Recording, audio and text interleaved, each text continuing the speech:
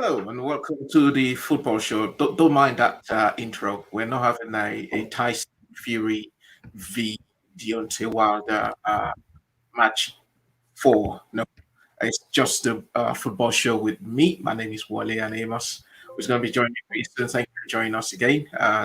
Amos, thank you for joining us on the show. Welcome to the show. How are you doing today, my mate? Yeah, good to be on the show again this Monday night. It was a nice weekend for football, not just football, but for every other sport as well, especially boxing. You know, Don't even international mention break and boxing. everybody. Don't even mention boxing. It was a busy time for everybody. If you love boxing, if you Yeah. love sports generally, you would agree with me that it was an awesome watch. Wilder, Fury. Oh no, let's not talk about it.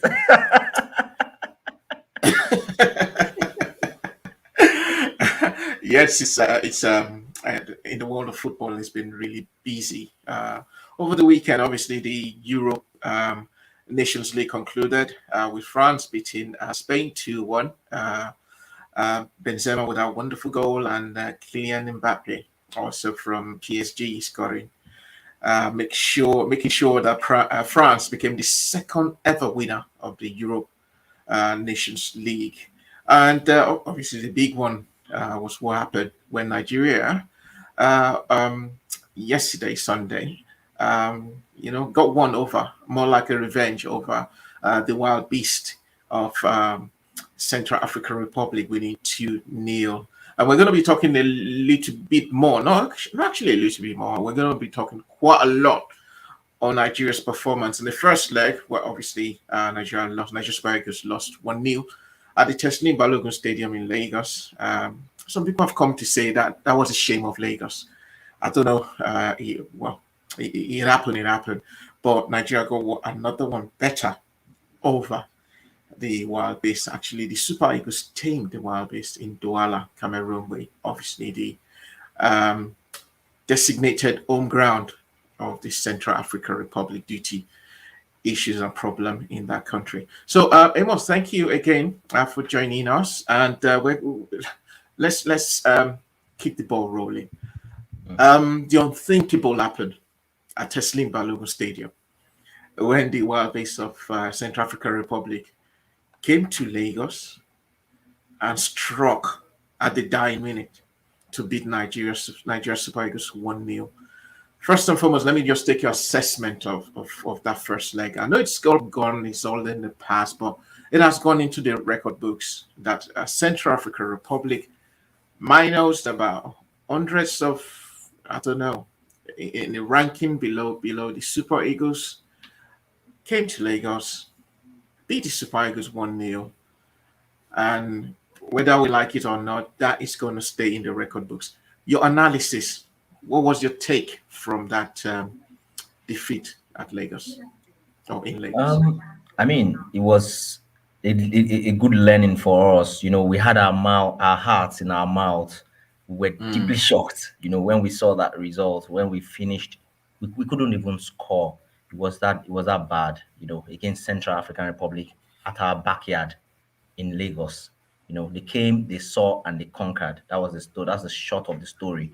You know, it seemed like Central African Republic. You know, that tells you that there are no minnows in African football. African football is becoming more and more difficult. You know, don't mm, underrate any team. Never think any side cannot shock you. You know, you don't mhm, know what to expect. But the reality is still that there are still big boys when it comes to football. That doesn't take away the fact that there are big teams in football. You know, but the game generally, it was just not the Super Eagles that we wanted to see, you know. And the boys were a bit unlucky on the day, you know. mm, Several chances fell our ways. The likes of Taiwo Awoni, Osime, you know, Kelechi Iheanacho also wasn't really himself on the day. And then, you know, it became a very difficult game for us. At mm, some point, we were playing half field. They just got their tactics right, right? Their tactics was keep us at bay, soak in the pressure, and then hit us on the counter, which they did and was successful. If you notice before the goal itself, about I think in about 60 something minutes, they had a similar attack, and then it almost resulted in a goal. Even after the goal, there was still another attack that was launched that almost resulted in a goal, and that tells you that, hey, remember last week I mentioned that our wall at the back, The our Oyibo central wall, defense, the the famous Oyibo wall, Oyibo yes, wall. the famous Oyibo wall, our central defense. I'm not sure we've been tested lately, right? I'm not sure we've gotten that test from the right teams, but without disrespecting Central African Republic, you know, how do you explain two central defenders, your 5 and your 6, going for one ball at the same time, and then they lost it, and then the guy took advantage. Fine finish. The scorer of the goal, Carl, plays in the fourth division in France. It's not even top there. But look at the finish. Wonderful, marvelous. And that tells you that these guys came with a belief that they can do it. So let's not at any point in time think that we are unbeatable. No, we are beatable. And that's why we were shocked at some point. Why like you shouldn't be shocked because there's no team that isn't beatable. Just pray you don't have a bad day, and it was just one of those days where the Super Eagles didn't really come to the party. From the beginning, I fought the approach to the game.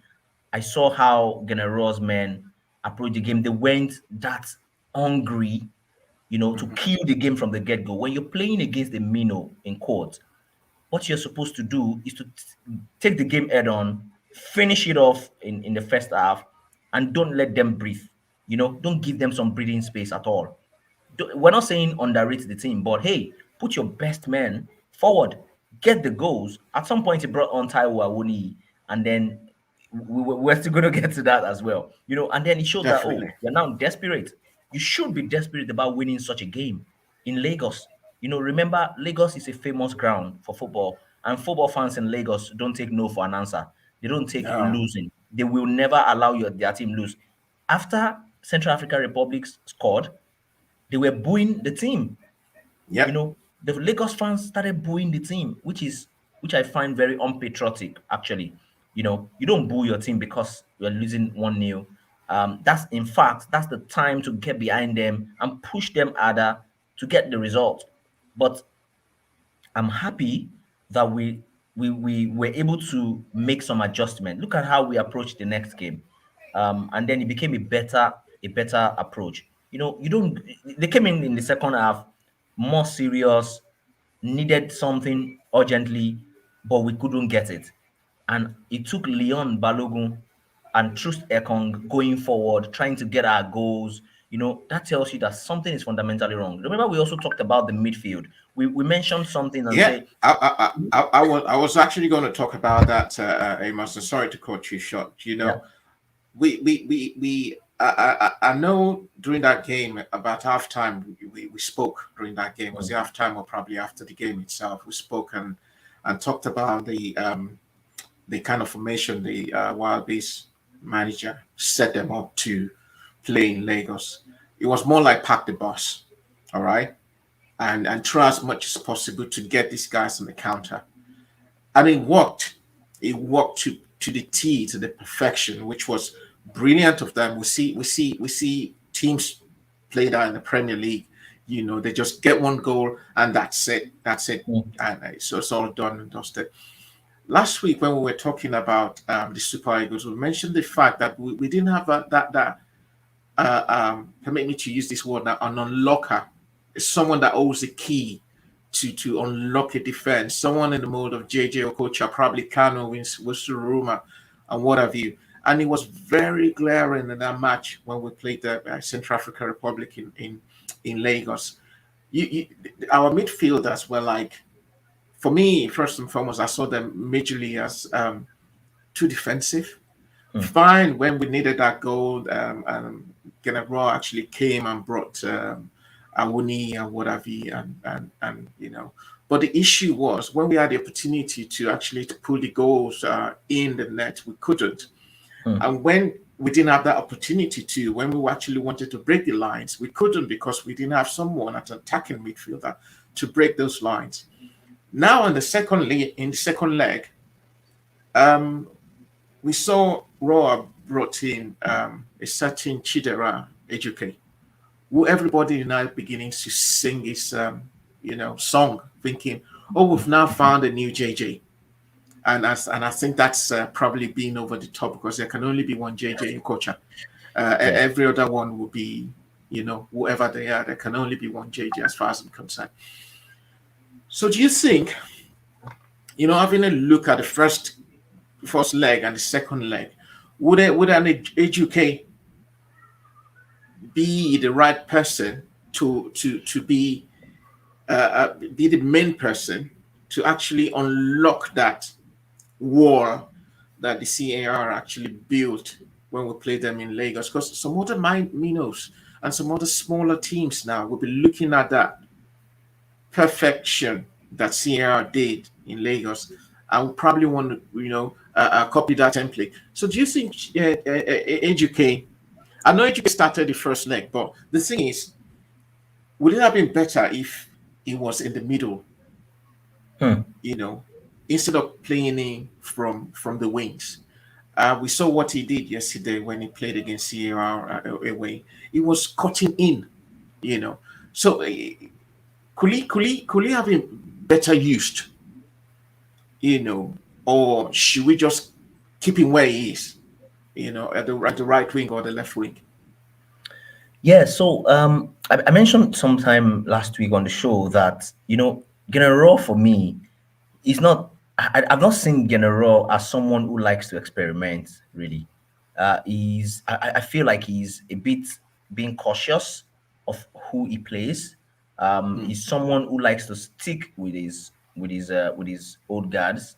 You know, um, tinkering, having to tinker the team with Educate coming into the middle. I'm not sure how that is going to look with the team shape, but if you also look at how he plays, Educate the same because the same thing was said when Chukwueze broke into the national team. mm, Exciting, mesmerizing football. These guys can take on anybody, dribble anybody, against big teams. We saw what Chukwueze did even against the Real Madrids of this world, against the Barcelonas mhm, of this world. This tells you that these are quality players. And if you look at where Ejuke plays, just look at how he plays at his club side. He plays on the wing, right? But most of the times you see him finding his way through the middle. He could lay the pass for another midfielder to shoot or a striker to score, and he could also shoot when he cuts to his right. That tells you the kind of player he is. That he might be instrumental coming into the middle, but I'm not sure he would be able to. He might be the right man to be the link between the central midfield and the attacking line because coming to play the attacking midfield role also comes with some responsibility. mm, Except Raw would want to play a free man role. Guys, just go and enjoy yourself. I feel like at some point, maybe in friendlies, it will be better if General start exploiting some of those things or some of those options. At some point we were doing that with Alex Iwobi, but consistency was an issue. Alex Iwobi has shown over time that he's better off from the wing, coming off from the wing, and that we've seen it. We saw it with Arsenal. We saw it now we're seeing him with Everton. You also don't want to destroy the players style of play, having to give him that extra responsibility. But it will be really interesting to see him because those are the kind of players that you need on games, and just pray that they are on their A game on the day. Now, what we've got quite a number of options. We have Chidera Ejuke, we have Samuel Kalu, we have Moses Simon, we have Ahmed Musa, we have Chikweze. These are great options for us. And then we have someone in the mode of Lukman who's somewhere that we might have to bring on the later on. You need mm, those sort of players who can unlock and do some magic. What the Eagles is lacking is that bit of magic. The games honestly are not exciting to watch, really. mm, Someone was mm, saying that, oh, I don't know how it feels watching the Super Eagles anymore. I'm like, hey, we're Nigerians. We still have to watch them, right? We still have to watch Exactly. the Yeah. Super Eagles of Nigeria. We still have to get behind them. We still have to support them. We still have to cheer them all the way. But it'll be very interesting to see what Raw can do. And that's why a lot of people have a problem with Raw, saying, oh, they don't see any technical input. They don't see. And now look at what he did in the second leg, bringing on Awazim, Awazim and Trust Ekong and Leon Balogun. You know, let's see something different. Let's see what you can do. And then he had to put, because when I saw the lineup, I was like, okay, why did he put Aino on the bench? I know is top ship, you right? And I was keen on seeing I was keen to see what exactly he wanted to do with his squad. I mean, it wasn't a bad day, but you also can only do that when you have the opportunity to. If you don't test your squad, if you don't do these kind of things against a Central African Republic, when are you going to do it? Is it when you're playing Algeria? Is it when you're playing Tunisia? Right? Or the Moroccans. Or against the Moroccans, right? So you don't want to be in that position before you start playing those kind of players. Test, tinker the team, tinker the squad. Look at what can happen. Imagine if we had a a fit Chukwueze and a very fit Ejuke on both wings, you know. And then everybody also talks about Moses Simon. Moses Simon is someone who I feel like generally this is something that is affecting most of our players now. They find it very difficult to translate their club form to national team. You know, Exactly. Mm. they find it very difficult, and you can't blame them. It's a different style. It's a different squad. They're playing with different It's men. is it probably now time for Raw to play to the strength of the team? Because we seem to have very fast wingers, okay, and we also seem to have target men. Hmm. Osima is a target man. Yeah. Awuni is a target man. Onuachu Paul is a target man. Should we go back to probably just playing our 4-4-2? In Leicester, they do it. They play to the strength of Jamie Vardy. They Yeah. know he's very fast. What they Yeah. do is they go at Tillman, they go at Madison. We can obviously just float the ball to him, and he run into space and do whatever he wants to do. I Mhm. know it might sound a bit archaic because people are now beginning to. Football is gone scientific now. You see different formations. You see 3-5-2, 4-5-2, whatever, 4-3-2-1, 4-1-4-1. But if we don't have those kind of players at the moment to suit whatever you do, can't we now play to the strength of the players we have whenever we call them to camp? We're gonna raw sometimes. You really cannot tell how the team is going to play, right? I'm like sometimes I wonder, okay, how are we going to play? What our plan exactly? And Our when you plan now is to get win, by the way. Just exactly, win. so that is Genezro's plan. Genezro's plan is, guys, let's go and win. And then you come and then you find, oh, the president of the Nigeria Football Federation saying, guys, go and win, just cross the ball, just do this. I'm like, oh, okay. When you have a coach, then what's the job of the coach? If the coach cannot dictate how the players are going to play or what the players are going to do, it's just like selecting boys. Oh, John from Meimba, Chukudi from Rangers, Ahmed from Kano Pillars. Oh yeah, let's go and play. Let's go and play CAR, and then let's go and win. Without any technical input, without any technical support from the bench. And that's why some people still say that we don't have anybody. Who are those advising Raw? Who are those on his technical bench? Who are those who can give him advice and say, hey, coach, this is what I think. Joseph Yobo. So you need to begin to ask questions sometimes, like, who are those on our technical seats? Who are those that are making these decisions? Who are those that are teaching the players tactics? What kind of tactics, what kind of formation, or what kind of team play do we have? If we have to go to the 4-4-2, old 4-4-2 formation, hey man, let's do that if it works for us. You don't have to copy 5-3-2, 2-3-3-3, 4-4-3-3, because that's what Manchester City plays, and then you want to play it. Mhm. Oh, do you have the players? Have you got the players to execute such strategy? Right? Have you got the players to execute such team shapes? You play to the strength of your players. Your players are the top priority. Okay, this is the kind of player I have. How does he play? How can they be effectively used?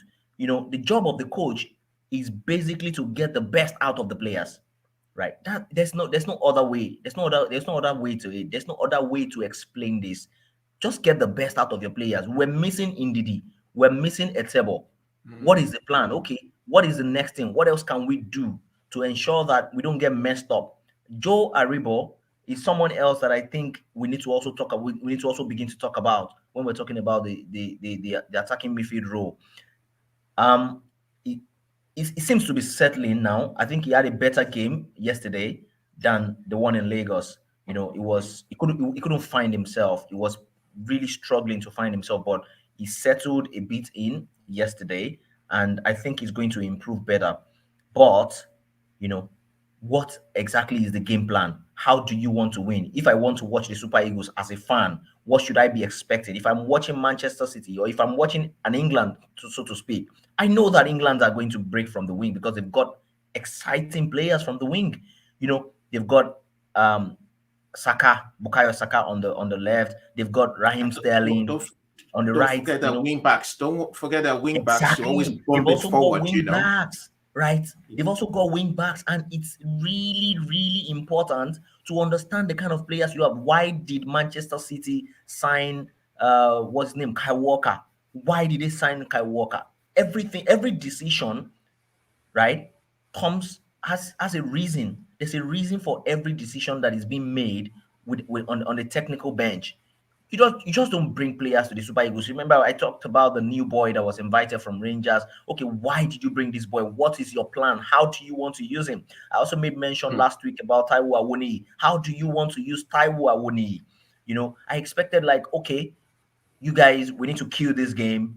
Taiwo Awoni, Victor Osimhen, Kelechi Iheanacho, you guys need to deliver what we need. He brought on Taiwo Awoni, but he was unlucky to see the back of the net. And sometimes it mm, happens to these strikers. You don't kill them when it happens. We've mm, seen worst goals missed by top players. Even Cristiano Ronaldo's of this world, they miss some chances, and you're like, oh my mm. god. Yeah, So yeah. we're not looking to play blame games. So it's not like we're playing blame games, okay, and start saying, oh, these are the players that are not performing, these are the players that are not doing well. Other than how can they be, it's like a juice. It's like, how can you best extract the juice from the fruits, right? Get the fruits. How can you make juice from those fruits? How can you make an Ahmed Musa become a Cristiano Ronaldo? How can you know, the days are gone when you just come and say, oh, Super Eagles must win. Nigerians don't take no for an answer. And that's just the character of Nigerians. We don't like to lose. We are so passionate about our team, and it's the same Exactly. thing everywhere across the world. No team likes to lose. No fan is happy to see his team lose, especially when you're playing in front of your own fans. They don't want to lose. And if you're going to lose, you have to lose gallantly. Oh, the boys really tried their best. We all could see that they did well. They missed a couple of chances, but hey, they were unlucky to get to see the back of the net. But it was not the best performance that you wanted to see. So it Mm, also opens the team up for criticisms. That's where people will begin to talk about, oh, I don't think Moses Simon should be in this team anymore. I don't think Ahmed Musa should be in this team anymore. And that's an issue for another day. Um, there's a lot to be discussed about the Super Eagles, and it all comes down to the coaching role. What is the mm. plan? Do we just want to go to the World Cup as usual, or do we just want to go to the Nations Cup? And it's not even as usual anymore because we are still having to press our calculators to say, oh, we just have to win this game because we can't afford to miss any match anymore. We have to keep Yeah. winning until we get to the final point. Amos, we're going to take a quick break. Before we go on a quick break, my next question when we come back would be, would have happened if Raw was actually a Nigerian coach? Would he have still led that team to play the second leg? Ponder on that as we go on this break. And when we come back, we will discuss more. It's still the football show, and stay there. We're going on a quick break, and we'll be back soon.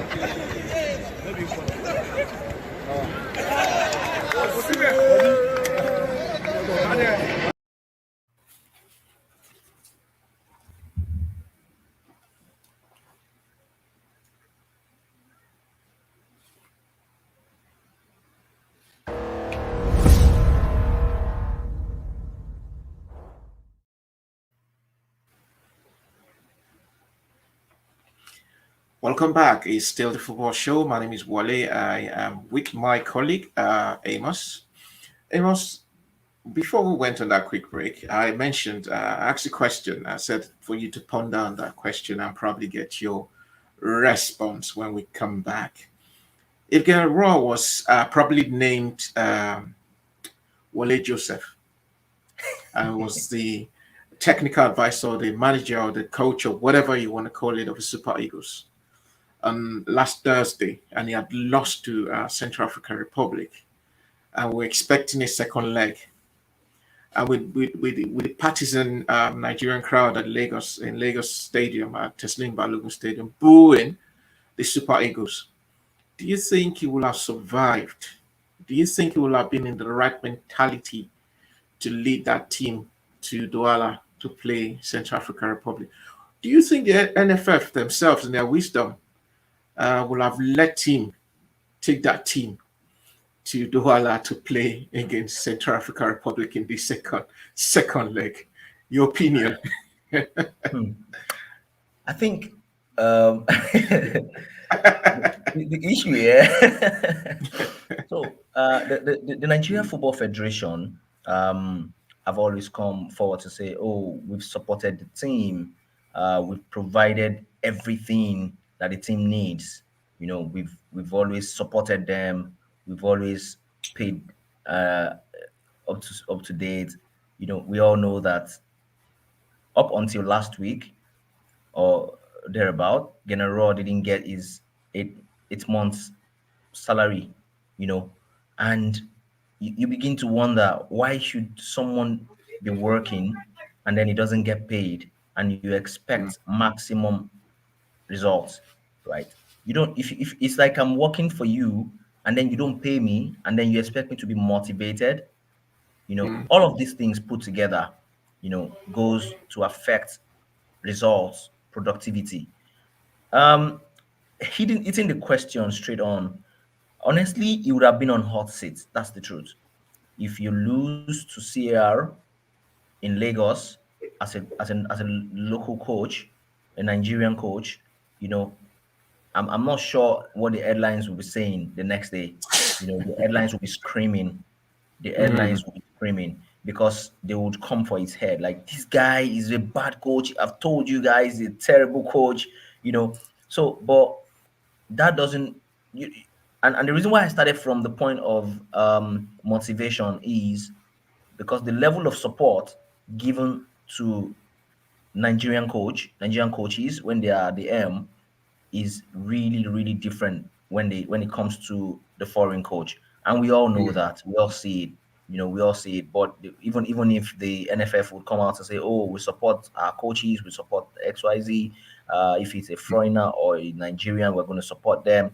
But I really think that losing to Sierra at home was unacceptable, and the coach has made amends for it.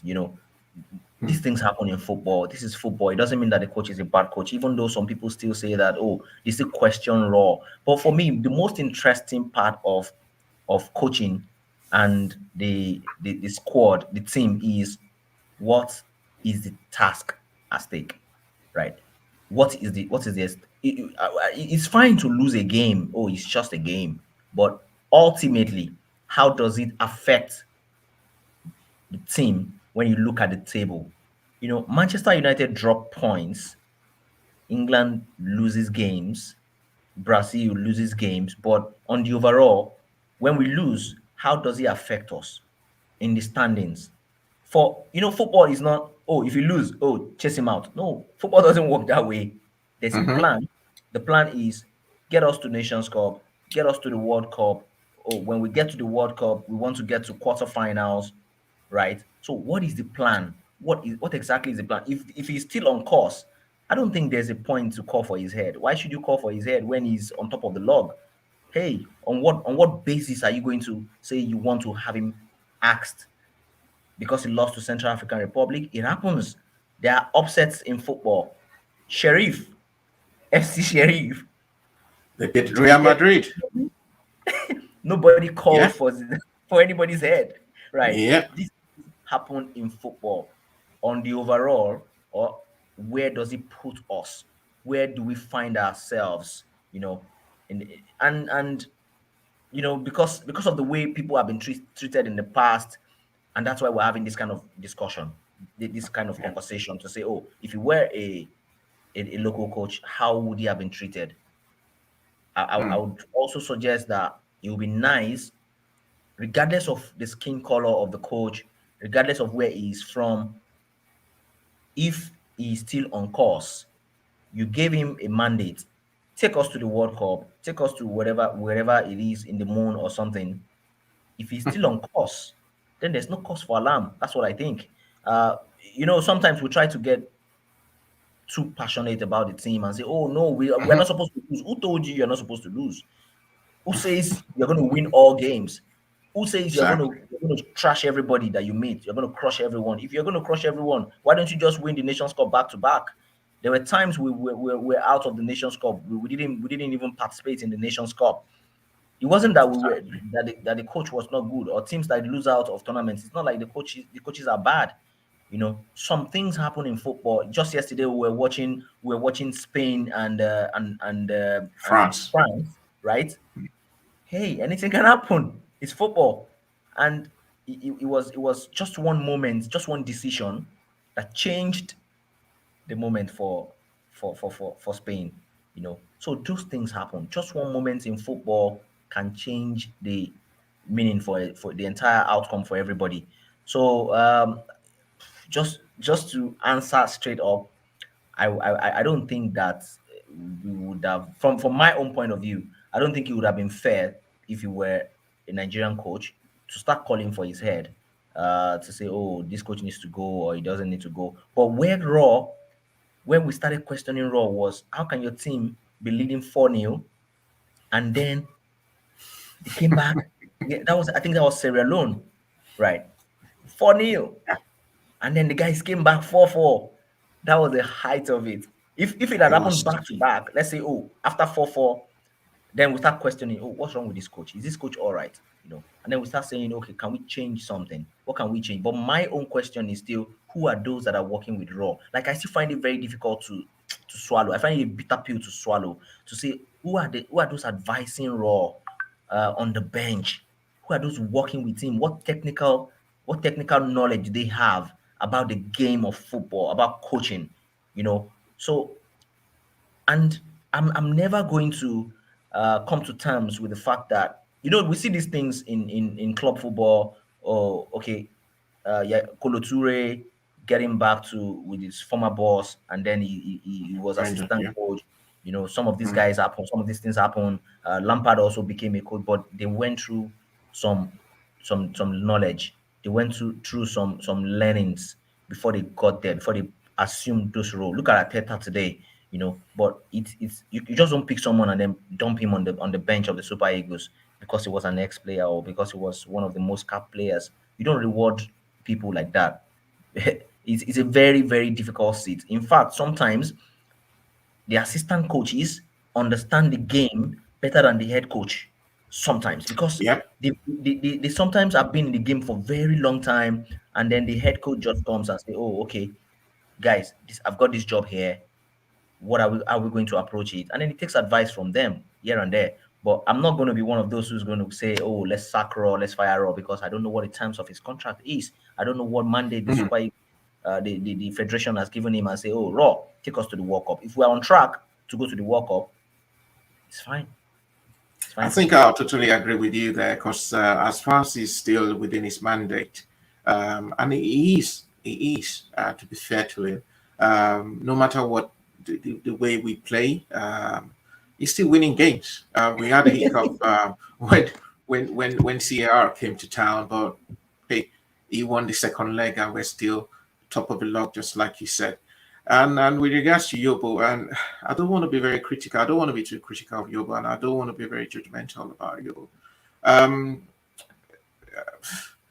I think it's an issue of because I see the technical bench, and I see a couple of other people there, and obviously Yobo there, because I saw at the time yesterday during the game, Yobo stood up and was like obviously directing the orchestra, telling people where to move and what have you. It could be that that's as far as it goes. Again, we're not party to the kind of contract signed between the two of them. We do not know whatever Yobo says gets taken by Roa. But one You know, thing I said, and yeah, I said, it's very glaring with this crop of players that unity, and I must give credit to Roa and whoever is behind the scene doing all that. This team is so unified. They think as one. yeah, They fight for each other. They respect very each true, other.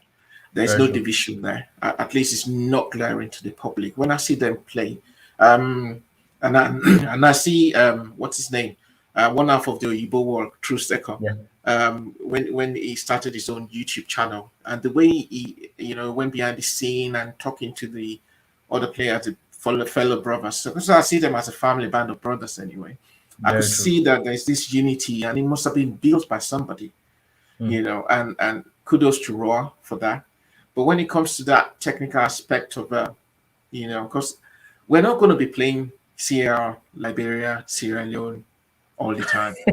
We're going to be playing the big boys soon. We're going to be Yeah. playing the Moroccans, the Egyptians, the Algerians, Hmm. Tunisians, who are obviously very technically superior. And I dare say to that, this Super Eagles team at the moment, they're able to change whatever formation they are playing, and they've got the players to adapt to whatever formation they want Mhm. to change. So that's where I have got a problem. When you So now go to play against the big yeah, boys and all. let me Yeah, go come on, in there. Amos. So I watched a video posted by the NFF, and then I saw the Nigeria Football Federation president trying to motivate the team. You know, I'm not sure we needed to be seeing some of those videos, right? I'm not sure if that should actually be in the public, because some of the things being said kind of contradicts what the coach or what the coaches are doing. It feels like you're saying, "Oh, this coach, like you guys are not doing what the coach is saying," you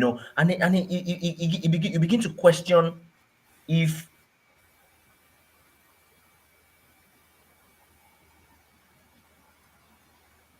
I think we lost Amos there. We'll try and reconnect with Amos, and I see where Amos is going there. Amos, are you back?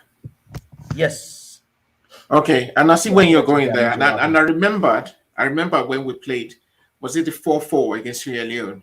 And when Amadou Pinnick, the NFF president, went into the dressing room, I was like, kind of like having a go, having a dig at the boys. And I saw Garrett Roar, the way he was looking like a primary school pupil there. And I was thinking, oh my word, what is going on there? Can you imagine the English FA chairman now goes into probably St. George's, not St. George's now, Wembley after a game, To the and now dressing room, goes there yeah, and Gareth Southgate is just looking like, like a what am I schoolboy doing who's been here? addressed. Exactly, and then you're having a go at the likes of Saka, Harry Kane, and what have you. Oh, we You are know, we are putting money. We have done this. We have done that. It's not done. I mean, who they are supposed to have a media department, a PR department, a communications department, whatever they want to call it, that should be able to manage things like that. Things like that don't get to the public domain. yeah, All right. We yes, see, I'm not saying the top teams, England, Brazil, France, Germany, Belgium, don't have a go at each other. I I've can not seen make it. bold to say that the FA chairman would not go there. The players will look at them and at themselves in the face and obviously have a Like, go at each other, which is hey, allowed. I yeah, mean, it's yeah, right. If yeah, if we don't play well, the captain or the big players in the team will come out and say, guys, what's going on? We What's also going the on? Amazon I saw the Amazon the one they did for Spurs. One Mm. of the games they lost, and you could see Harry Kane. I never believed Harry Kane could be like that, having a go at the Spurs players, and and they were actually near fighting each other. But I didn't see Daniel Levy come in to That would be say highly unnecessary. Pochettino or Mourinho, oh, what is going on? And and Mourinho is like that. And imagine someone doing Yeah, that, and Mourinho yeah. is as a manager. What do you think he will have done that time? Mourinho will quit straight away. Mourinho will just quit because I'm not, so. Then you begin to question the level of interference with the squad Mm, because if we honestly we don't need to see those things in the public domain.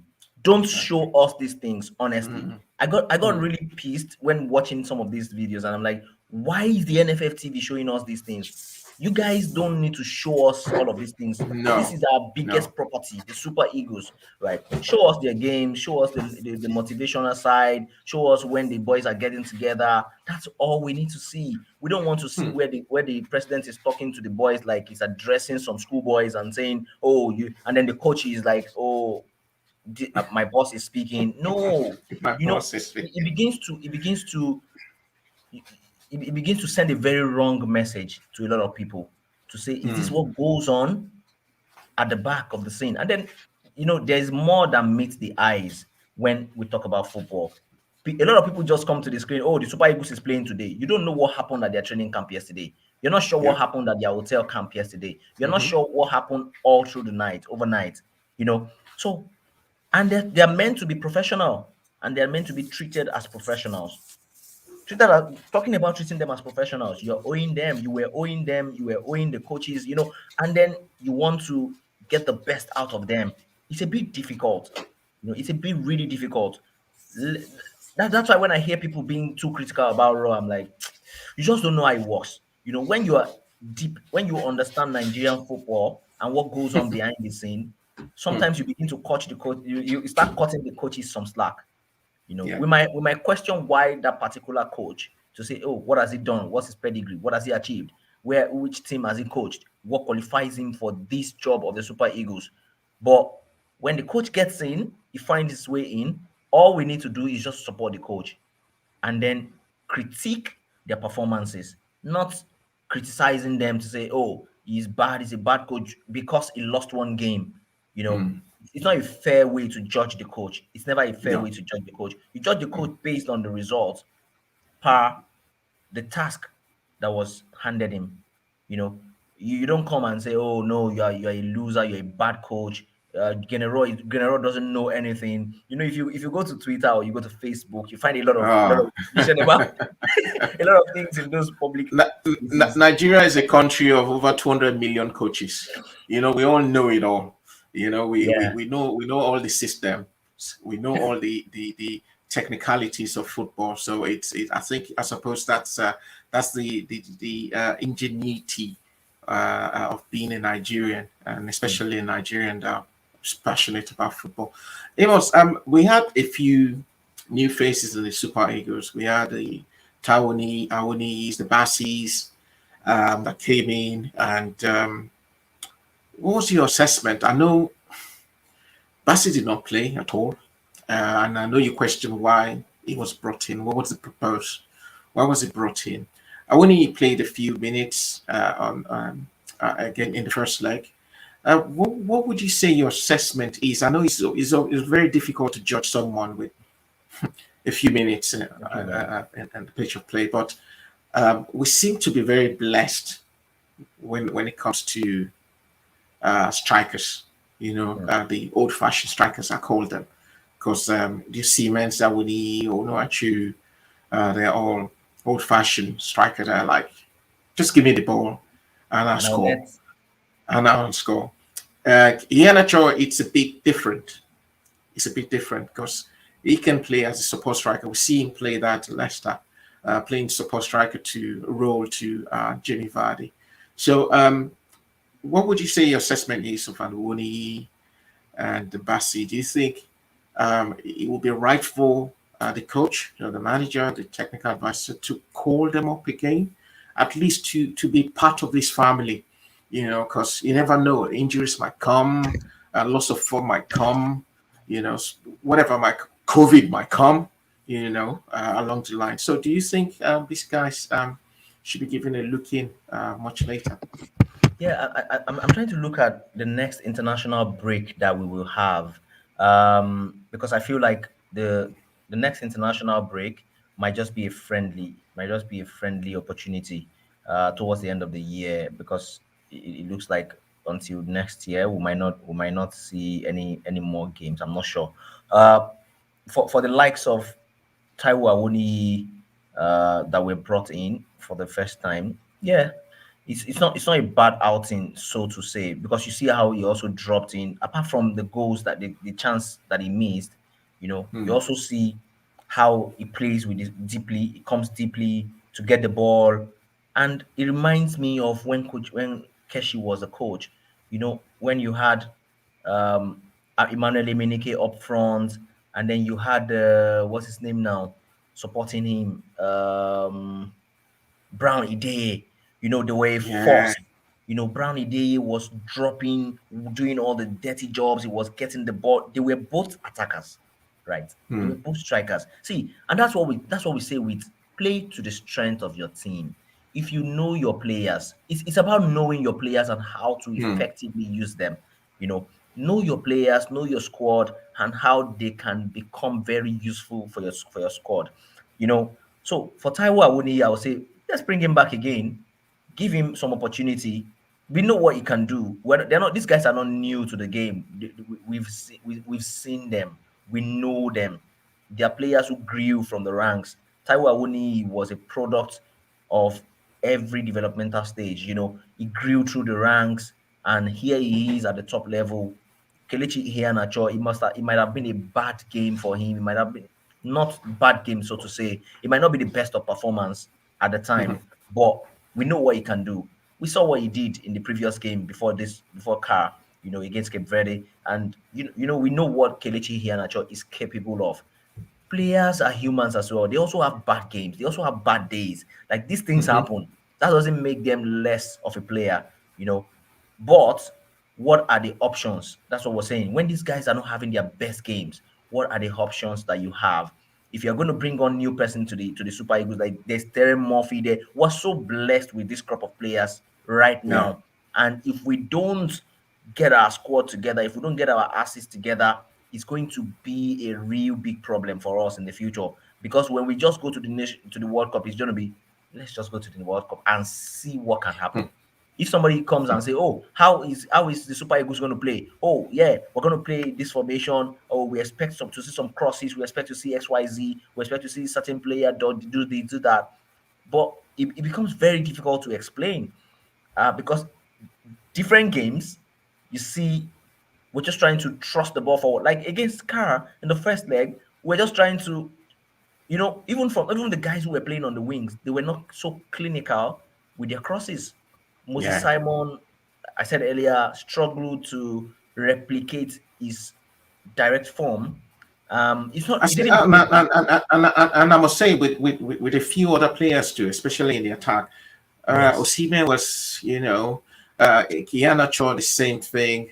And these are guys that are very brilliant with their club size. I mean, exactly. that they are like regulars, they The starters. week before, you saw what they did, right? The week before the Yeah, game, you saw what they did yeah. with their clubs. And then when they come, something is just missing. Something is just different. There's something that is not jiving about the guys. So I was watching the game yesterday. I'll go back to the game again. France versus Spain. Spain, Look yeah.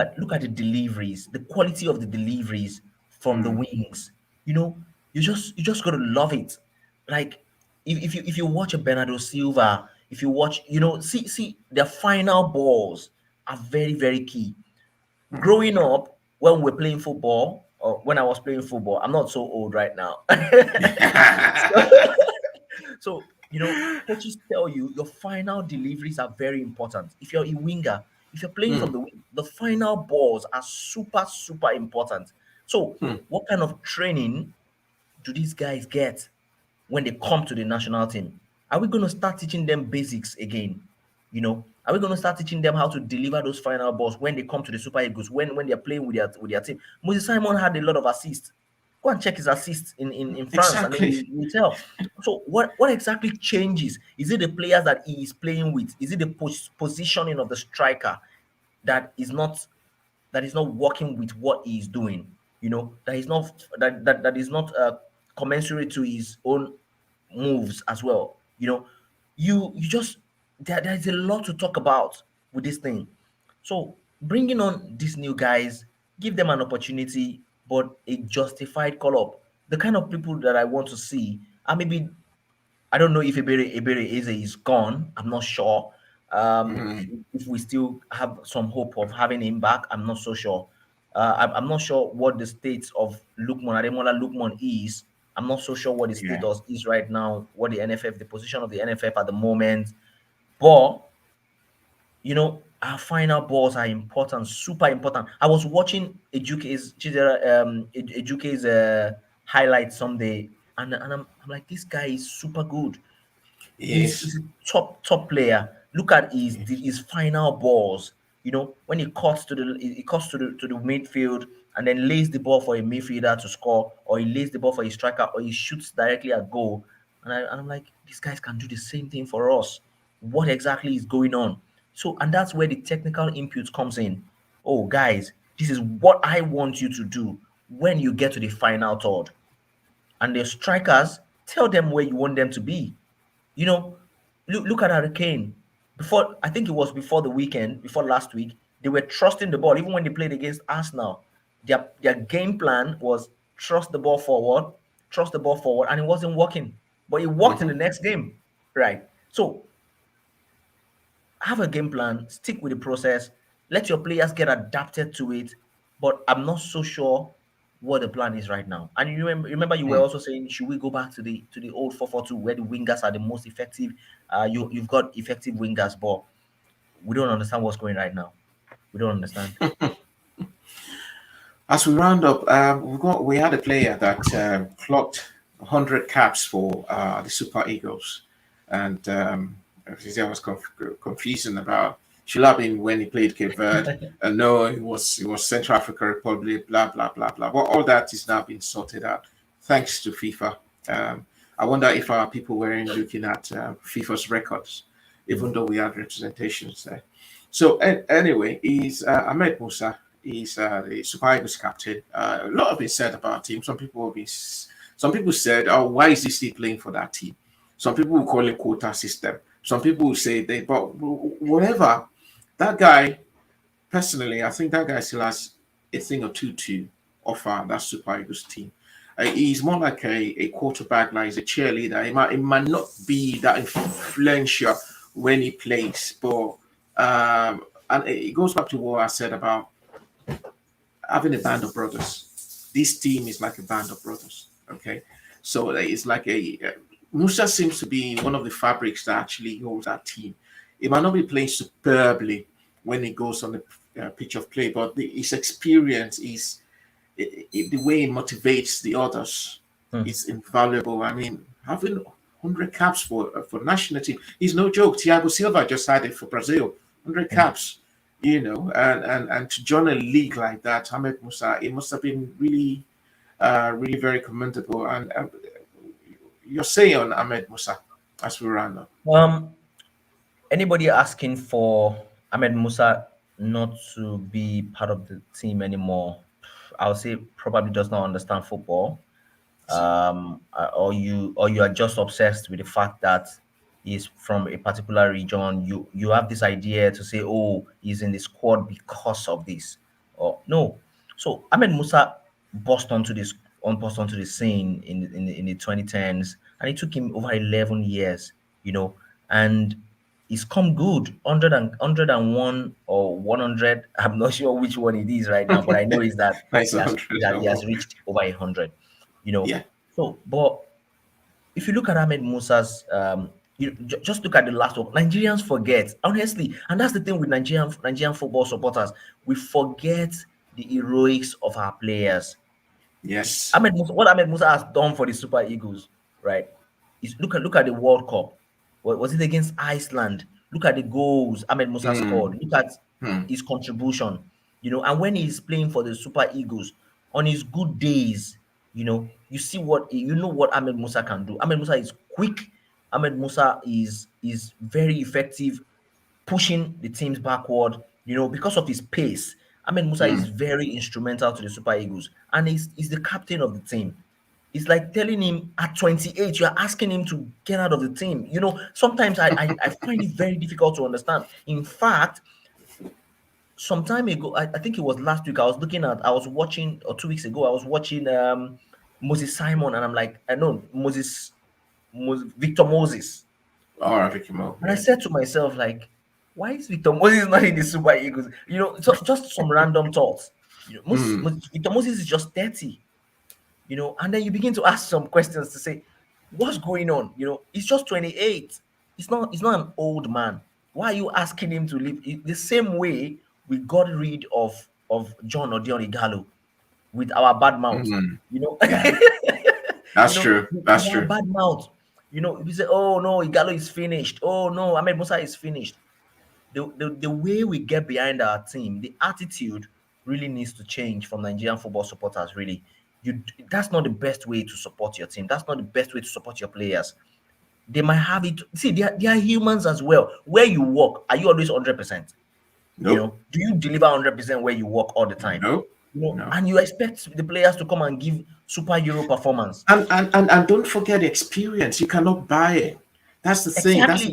That's for me. That's one of my arguments. You cannot buy 100 caps. You Imagine can't. going to the World Cup and then you don't have someone like Hamed Musa who Ahmed has seen the Musa, World Cup. He has seen who's two been World there, Cups, right? and he's been there, and he will probably know He's how been to there, done that. motivate play. Even if he's not starting, Exactly. he will know how to motivate players and tell Yes. boys, come on, guys, this is the way it is. Yeah. And there's no Yeah. way you can buy it. I mean, I don't belong to that school of thought that says, oh, he's quota system. What do you mean by quota system? Exactly. What do you mean? I mean, look at the national team as it is now. So we it's a fairly young team. Okay, uh, fine. Most of the players have been playing regularly for Super Eagles, but they're not that. All right, I don't want to use young. They're fairly They're fairly, inexperienced. yeah. Inexperienced, but we need that experience to go with that. I would imagine if we had someone like Thiago Silva that is still playing at, or Ibrahimovic that is still playing at 40, or Why do you Ronaldo, think we probably Chelsea will have said, decided to Baba, bring on Baba, Thiago Baba, Silva? go now, Baba, go. What you see they do? Why do you think they decided to bring on Thiago Silva? And look at what he's doing for Chelsea. Why do you Yeah, think Ibrahimovic was signed on again? He's almost 40 or thereabout, yeah, right? So why do you think these clubs make these decisions to keep those kind of players? Look at the back of Juventus. Look at the back of the Italians, right? When you Bonucci, see them, Chiellini, they're scary. filled with experience. They're very scary, filled with experience. Filled You with know. experience. You can trust them. They're dependable. They're reliable. Why are there people not calling for them to be asked out of the team? When did Mm, Gigi Buffon finally depart? These exactly. guys sometimes give room for experience. Give room for. Let's also give room for some sometimes it's not going to be 100% as we expect, but it doesn't mean that the player is a bad player. So but what might also work for some of these players sometimes is their decisions to go wherever it is they are going to play their football. you know if you're going to the eastern part, if you're going to if you're going to Asia, if you're going to Eastern Europe, what level of coverage are you going to be having? Would people see you? I was having a discussion with someone to say Maduka only gets criticized when it comes to the national team. Go and Mm, watch his saves against PSV. He posted it himself mm, today. And I'm like, if you don't post this thing yourself, how many people they watch Dutch League? How many people are watching yeah. Dutch League? Do you get? Mhm. So people don't get to see these things week in, week out. We only get to see the La Ligas, the Premier League, and all. And those are the kind of players that get onto our scenes every day. And Yeah. that's why we're saying, oh, Kelechi is just super player. Hey, go and watch Terry Murphy. You don't watch the French league, the French league. Go and watch Terry Murphy. You can tell what he's capable of. But because we don't get to see them often, we don't believe that they get to that point where they are at their highest. But we only get the test, or we only get to see them when they come to the senior national team, and it's Mm, unfortunate. But for me, Ahmed Musa, congratulations. Um, is now ahead of Yobo, Vincent Yama, you know, and that's something good really to celebrate. It's something good to celebrate actually. Definitely. If you're watching, Governor, or if anyone that knows Governor is watching, send our best regards to him. We can only wish you well for everything you've been doing for Nigeria. It's not an easy feat, to get 100 caps. No, if it's easy, then you guys go try it out. You Yeah. know. So, Amos, it's 1 hour speaking Super Eagles. We've been talking Super Eagles for the past 1 hour, We which can is discuss Super really Eagles for 3 hours actually. for 24 hours. You can never tire. There's so much to talk about when it comes to Super Eagles. Next week, we're going to be talking about all our players in different leagues. We're not going to be talking about the national team now. We'll be, just like you mentioned, Maduka, Terem, in leagues that are not actually known, or maybe the educated that plays in Russia with CSK. We're going to be looking at their performance so far, and some of our other players that we've not seen play, we've not heard so much about, and there were the hundreds of Nigerian players scattered all over the world, actually doing fantastically well in their leagues. Obviously because we cannot have all of them into the national camp. There's no way. We can only get the best of the best. And obviously we can only get the best and the people we know. Yeah. No. So, so next week we're going to be taking a look at those boys. I want to thank you again for joining me on this show. It's always a pleasure talking about football. I always enjoy and always delight talking football with you. And I hope to see you again next week while we talk about Absolutely. our boys. Absolutely. Thank you so much for having me again. It's been awesome discussing with you and then talking about our darling Super Eagles. We'll come again Yes, next Super week. Eagles. Yeah. Exactly. And all the way to Qatar. Yes. Yeah. Thank you so much for joining us. And that's the football show Monday for today. Special thanks to Amos Joseph for joining us on the show, dissecting our first and second leg with CAR, the Central African Republic. They called them the wild beasts of Central African Republic, and they were tamed finally by the Super Eagles.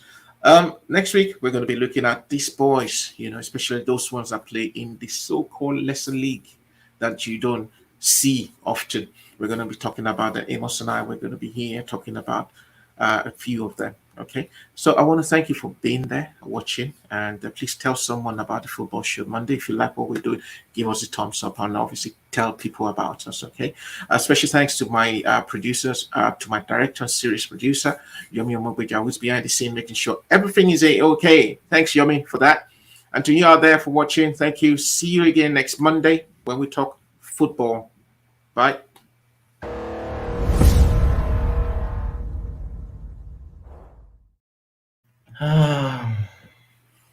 Bele. We can talk.